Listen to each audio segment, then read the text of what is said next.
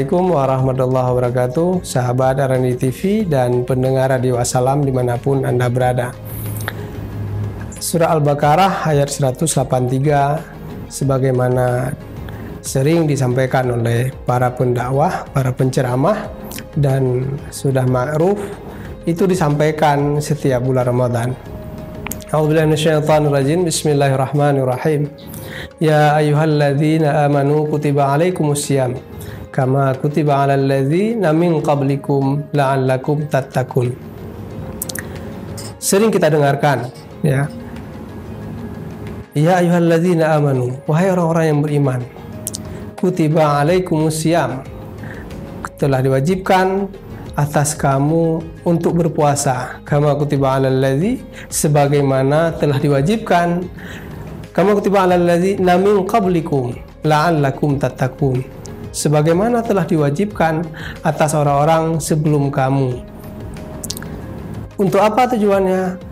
Moga-moga dengan kewajiban melaksanakan puasa Ramadan ini kita memperoleh derajat takwa. Kira-kira maknanya seperti itu. Artinya apa? Bahwa puasa di bulan Ramadan ini disyariatkan pada masa umat Nabi Muhammad, tapi sesungguhnya puasa itu sendiri telah disyariatkan pada umat-umat Nabi sebelumnya. Kita tidak akan membahas tentang sejarah tentang puasa itu sendiri, namun kita ingin mencoba melihat bahwa bulan Ramadan atau puasa Ramadan sebagai salah satu momentum dalam membentuk kesalehan. Sebagaimana juga kita pahami bersama, kesalehan itu dapat dibagi menjadi dua. Yang pertama adalah kesalehan individual, dan yang kedua adalah kesalehan sosial. Banyak dari kita melaksanakan salat, melaksanakan puasa, kemudian juga melaksanakan amalan ibadah lainnya yang hubungannya antara kita dengan Rabb, dengan Allah.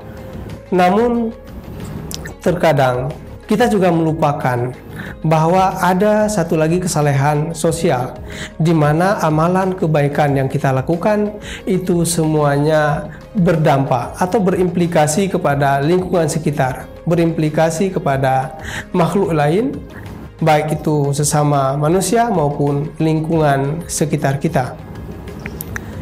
Setiap harinya di bulan Ramadan kita dianjurkan untuk melakukan berbagai hal kebaikan-kebaikan, berbagai hal yang mendekatkan diri kita sebagai hamba dengan Rabb sebagai Khalik, sebagai pemilik dari hamba itu sendiri dan pemilik dari alam semesta. Ketika kita hanya mengandalkan kesalehan secara individual, maka apa yang akan terjadi? Kita bagaikan orang yang mengambil satu jalan yang menjauh dari kerumunan dan mengambil satu tempat yang tempat itu jauh dari orang-orang, jauh dari lingkungan, yang seolah-olah kita tidak menjadi bagian dari lingkungan itu sendiri. Sehingga sebagai seorang muslim yang sejati, tentunya kita diharapkan tidak hanya mengandalkan amalan untuk diri kita sendiri dengan melupakan ada lingkungan di sekitar kita yang itu membutuhkan dukungan, membutuhkan bantuan, membutuhkan perhatian, membutuhkan keterlibatan kita dalam menciptakan kedamaian, keamanan, dan kenyamanan dalam berkehidupan sehari-hari. Sebagai makhluk sosial pula, kita tentunya tidak boleh melupakan ada hak daripada lingkungan kita terhadap diri kita. Kita tidak boleh ego bahwa kita ingin mendapatkan surga untuk diri kita sendiri tanpa mau mengajak orang lain untuk juga memasuki surga yang sama. Kita juga tidak boleh egois bahwa kenikmatan yang Allah berikan itu hanya kita rasakan sendiri atau minimal keluarga kita sendiri tanpa ikut mengajak pihak lain, lingkungan sekitar untuk juga dapat merasakan nikmat yang telah Allah berikan. Makna kesalehan sosial di sini tidak hanya berwujud bantuan-bantuan yang kita berikan untuk makhluk hidup, manusia misalnya, atau lingkungan, tapi juga lingkungan yang kita anggap tidak hidup. Misalnya, bagaimana kita menjaga alam yang alam itu tidak berkontribusi langsung misalnya dengan kita, bagaimana kita menjaga lingkungan kita agar tetap bersih misalnya, agar tetap terjauh dari pencemaran-pencemaran, termasuk pencemaran suara. Katakanlah di saat tengah malam orang sedang beristirahat misalnya, atau orang sedang khusyuk beribadah dengan keyakinannya masing-masing, apakah memilih ibadah secara personal atau secara sosial, namun kita mengeluarkan suara-suara yang suara itu dapat mengganggu ketenangan tetangga kita, dapat mengganggu ketenangan orang-orang di sekeliling kita. Itu menandakan bahwa kita sebenarnya belum saleh secara sosial. Dalam konteks yang lain, bagaimana kita menjaga alam agar tidak tercemari?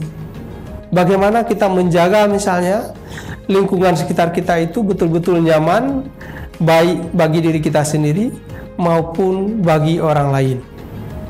Itu adalah salah satu bentuk kesalehan sosial yang kita lakukan.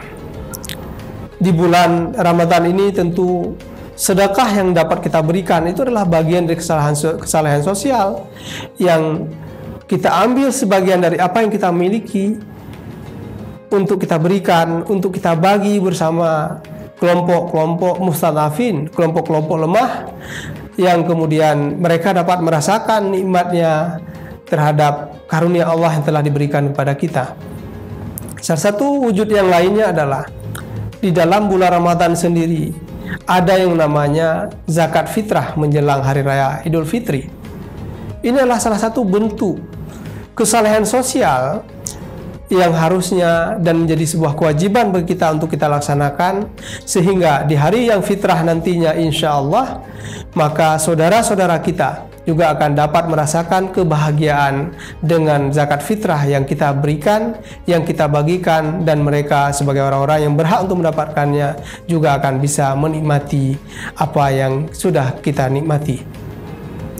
Sahabat Al-Aini TV dan pendengar Radio Assalam yang dirahmati Allah, tentu kedua-duanya harus berjalan seiring sejalan.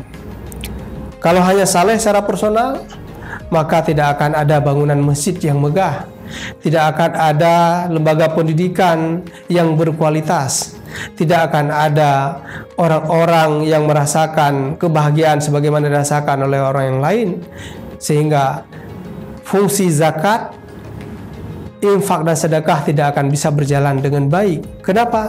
Karena orang lebih memilih amalan secara individual tanpa dia melihat bahwa ada lingkungan sekitarnya, ada masyarakat di sekitarnya yang mereka juga membutuhkan uluran tangan, mereka membutuhkan dukungan, mereka juga membutuhkan terhadap perhatian dari kita sesama hamba Allah.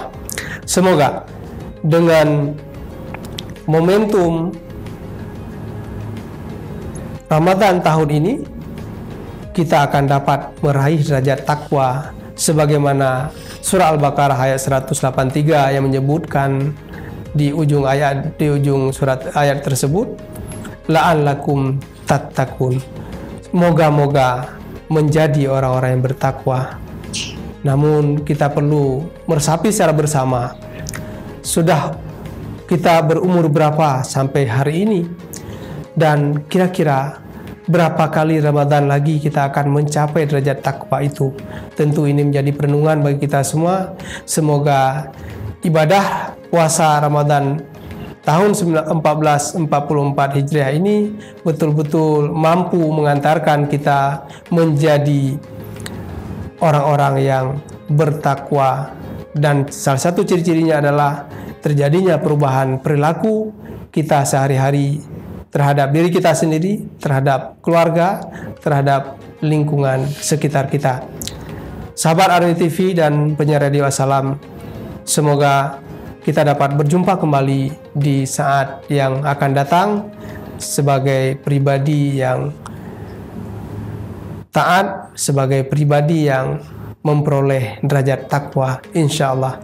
Billahi taufik wal hidayah. Akhirul kalam aqulu qouli hadza wa astaghfirullah. Wassalamualaikum warahmatullahi wabarakatuh.